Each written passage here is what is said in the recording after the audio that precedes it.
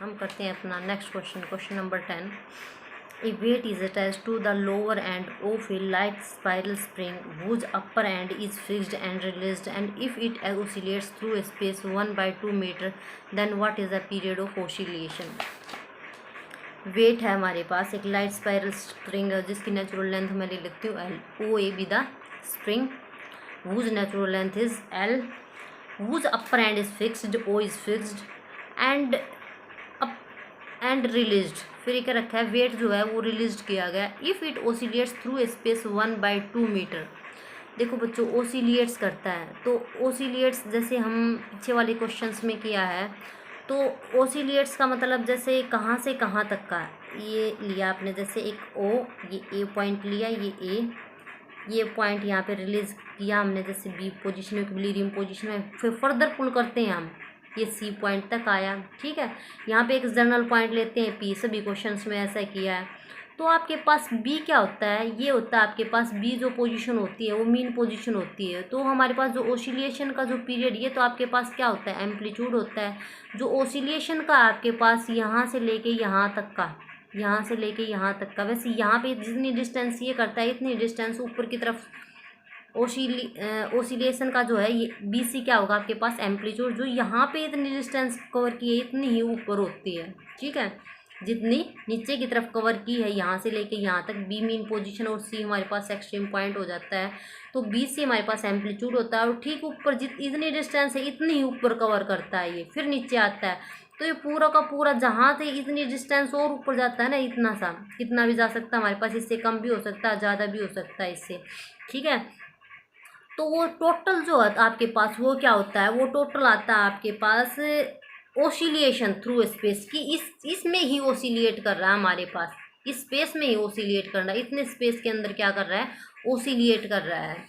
अब क्योंकि देखो क्वेश्चन में दे रखा है, अब हम स्टार्टिंग में ले लेते हैं, फिर पहले निकालते हैं हम एक लैम्डा की वैल्यू, सभी क्वेश्चंस में जैसे लैम्डा की वैल्यू निकालते हैं। तो स्टार्टिंग में हम लेते हैं O A B the string whose natural length is L and lambda be the modulus of elasticity, और m हम क्या करते हैं मास अटैच कर देते हैं एट द पॉइंट ए के ऊपर मास अटैच किया। अब जो है जैसे इन्होंने क्या रखा है ये, और ये एक पोजीशन और कर देते हैं एक मिनट को,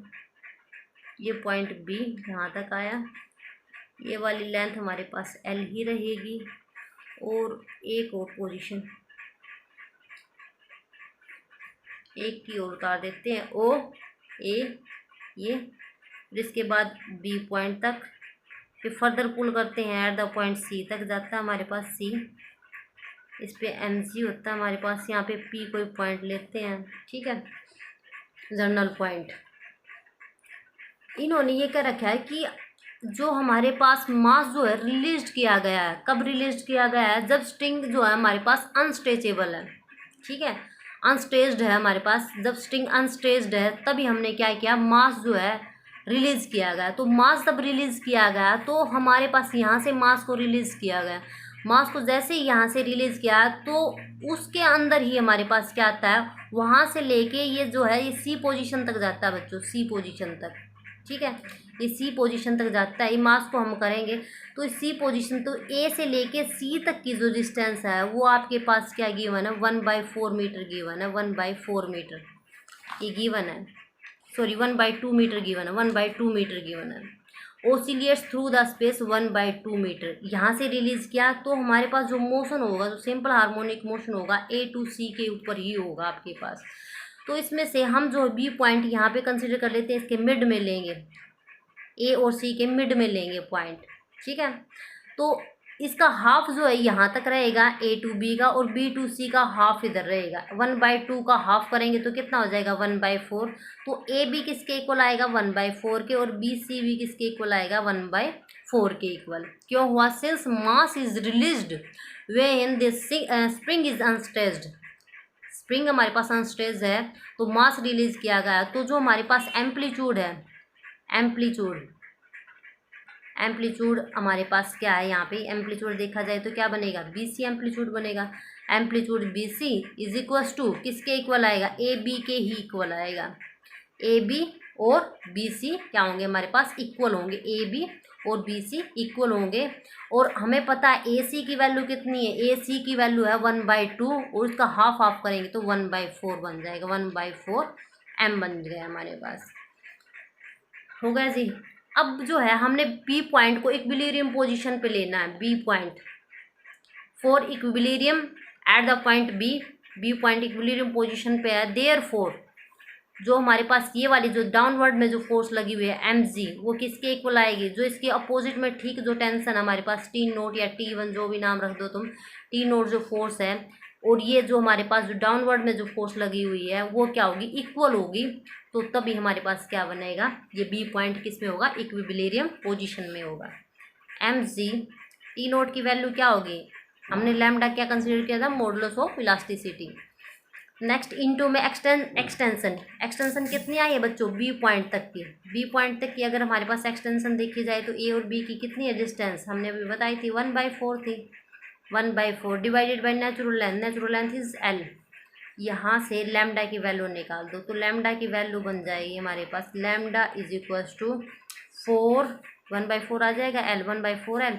4 mgl, ये आ गया आपके पास लैम्डा की वैल्यू। सभी क्वेश्चंस में जो वर्टिकल वाले हमारे पास इसमें सभी में ये स्टेप किया हमने। इसके बाद हम कंसीडर कर लेते हैं कि पी कोई एक्सटर्नल पॉइंट्स हमारे पास एनी टाइम टी पे है, जो पार्टिकल है जो वेट है हमारे पास एट द पोजीशन पी के ऊपर such that B P is equal to X, B P की वैल्यू हम क्या लेते हैं X, position of the mass at any time T.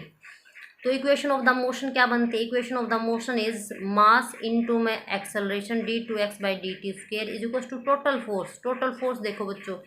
अब यहाँ पे एक तो फोर्स डाउनवर्ड में mg फोर्स लग रही है, ठीक है, ड्यू टू ग्रेविटी, और दूसरे वाली फोर्स जो है वो ठीक कहाँ पे लगेगी, जो टेंशन होगी हमारे पास इसकी ठीक अपोजिट डायरेक्शन में, जिस साइड में हमारे पास नीचे इस साइड लटका रखा है ठीक उसके अपोजिट साइड में क्या होगी टेंशन होगी, वो है पी, पी नहीं, ये इसका नाम रख दो से टी रख दो, ठीक है। तो टी तो माइनस टी में आएगा क्योंकि एक्स की वैल्यू को डिक्रीज कर रहा है और ये एम जी एक्स की वैल्यू को क्या कर रहा है, इंक्रीज कर रहा है, तो प्लस एम जी। और टी की वैल्यू अगर निकाली जाए तो T is equal to lambda into में एक्सटेंशन कितनी आई है बच्चों, ए बी प्लस में B P means X plus में 1/4, X plus 1/4 divided by natural length is L. अब ये वैल्यू यहाँ पे पुट करनी है, माइनस में लैम्डा इनटू में एक्स प्लस में 1/4 divided by L plus M G. यहाँ से लैम्डा की वैल्यू पुट कर दो बच्चों, 4mgl इंटू में X plus 1/4 divided by L plus M G. अब यहाँ से एल कैंसिल हो गया हमारे पास, 4mg को अंदर ले जाओ, 4mgx और बाहर माइनस भी है बच्चों, बाहर माइनस और लगाओ, माइनस में 4mgx, 4 से 4 कैंसिल हो जाना, यहाँ पे बच जाएगा 4mg प्लस में mg plus mg, this is equal to minus का 4mg प्लस का mg,